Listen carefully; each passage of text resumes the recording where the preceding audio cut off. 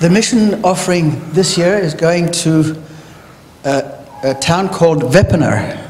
Does anybody know Wepener, where that is? David, he's got it, and Kari knows it. And Chris. Wepener is on the border of Lesotho and South Africa. And there's a guy called Johan. He is a bachelor, he's unemployed, but he has a heart for people. He has been running around to farmers and shops to collect food and goods, used clothes, for about 400 plus children who are orphans or destitute. To just explain how this, excuse me, how the situation is, Lesotho is a very poor country. It's mountainous. Stavanger has about 5-6 degrees now. Lesotho can have -15 in a night. They have stone houses where they live in. They make fire in the huts. They close all doors and windows, and every winter either people die of cold or suffocation because of the smoke. And anyway, these people who are poor, they want to go across the border to South Africa to find work. And then, like if you would go to that country and drive the main road, you'd first come to a border post, which is South African, where you stamp your passport out, and then you go about 100 meters, and then you stamp your passport into Lesotho. And it's very strict there.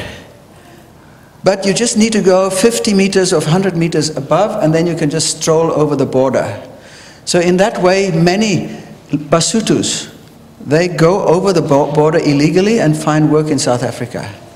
But then the problem arises when the father or the mother or both get HIV and AIDS. And the children that are born on the other side of the border, they don't have birth certificates, and that causes them not to have any rights about schooling or medical care. So they are in a very difficult position. So Johan, when he collects the food and the clothes, they provide with 1 meal a day for about 400 plus children, of such children that have lost their parents or are very destitute. And Johan, he's also the pastor of the local church there.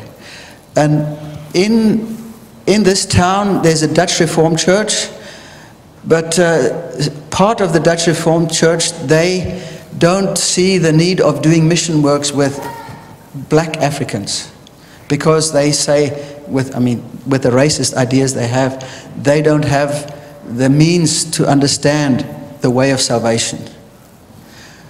But I have lived in Lesotho for 11 years. My parents were missionaries there for a Swiss Pentecostal mission. That's why we have this connection. And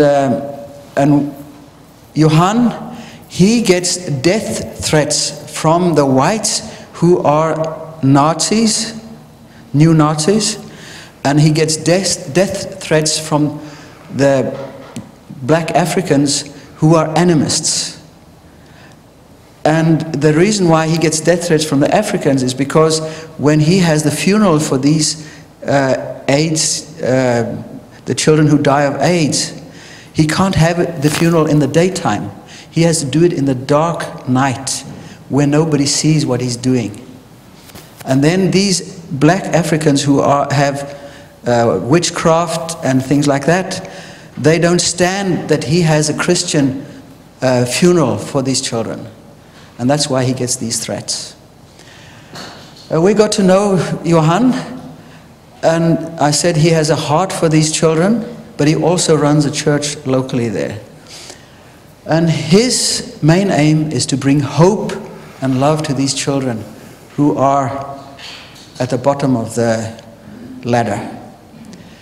And Kari and I, we've been there a couple of times to visit them. seen the work he does, and we have supported his work there. And now the mission committee decided that this year's mission offering is going to this. Can we get the next slide? If you see, Lesotho is surrounded by the Republic of South Africa. It's locked there. And it's a poor country, it's mountainous. The agriculture is very poor. And that's why with so many, such a high population, they have huge problems to provide food and living for people. So that's why they come across the border. The young girl, or the little girl there with the pink dress, she's just 6 years old. She should have been taller and healthier. She has got AIDS. And the guy who's holding her, he's the leader of the project. He works with Johan, or Johan works with him. And the taller girl in front there, she's 10 years old. She's lost both her parents, and she's looking after her younger sister there. And then she has another child about 2 years old that she's looking after. She's got the responsibility of them. She, 10 years old, she is pushed straight into the role of an adult to care and look after those children there. So this is just a couple of examples of what Johan is looking after. And we would like to support his work there. And if he gets some more means, then he can increase the number of children that he can minister to. So that's it for this time.